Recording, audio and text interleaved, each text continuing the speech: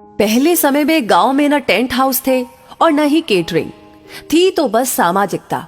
गांव में जब कोई शादी ब्याह होते तो घर घर से चारपाई आ जाती थी। हर घर से थरिया, लोटा, कलछुल, कराही इकट्ठा हो जाता था और गांव की ही महिलाएं एकत्र होकर के खाना बना देती थी। औरतें ही मिलकर दुल्हन को तैयार कर देती थी और रस्म के सारे गीत गा देती थी।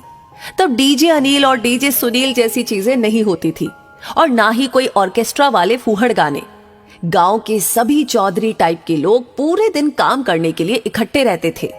हंसी ठिठोली चलती रहती और समारोह का कामकाज भी। शादी ब्याह में गांव के लोग बारातियों के खाने से पहले खाना नहीं खाते थे, क्योंकि ये घरातियों की इज्जत का सवाल होता था। गांव की महिलाएं गीत गाती जाती और अपना काम करती रहती। सच कहूं तो उस समय गांव में सामाजिकता के साथ समरसता होती थी। खाना परसने के लिए गांव के लड़कों का गैंग समय पर इज्जत संभाल लेते थे। कोई बड़े घर की शादी होती तो टेप बजा देते, जिसमें एक कॉमन गाना बजता था, मैं सेहरा बांध के आऊंगा मेरा वादा है। और दूल्हे राजा भी उस दिन खुद को किसी युवराज से कम न समझते।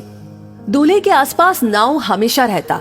समय समय पर बाल झाड़ते रहता था कंघी से और समय समय पर काजल पाउडर भी पोत देता था ताकि दूल्हा सुंदर लगे।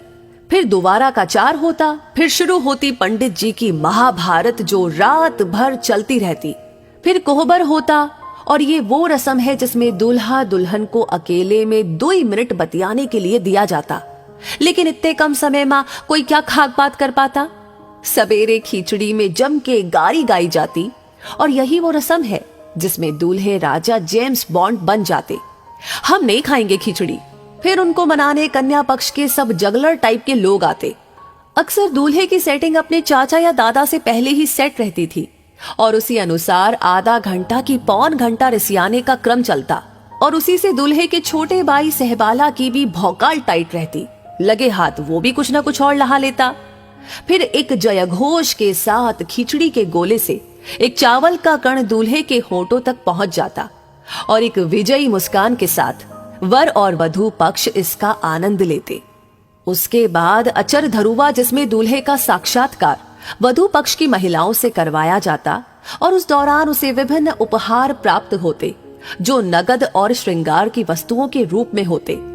इस प्रक्रिया में कुछ अनुभवी महिलाओं द्वारा काजल और पाउडर लगे दूल्हे का कौशल परीक्षण भी किया जाता और उसकी समीक्षा परिचर्चा विवाह बाद आहूत होती थी और लड़कियां दूल्हा के जूता चुराती और 101 रुपए में मान जाती।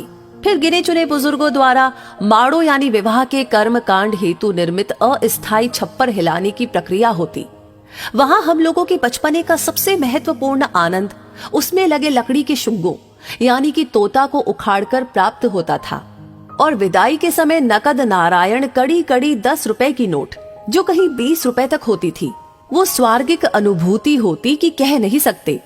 हालांकि विवाह में प्राप्त नगद नारायण माताजी द्वारा आठाने से बदल दिया जाता था।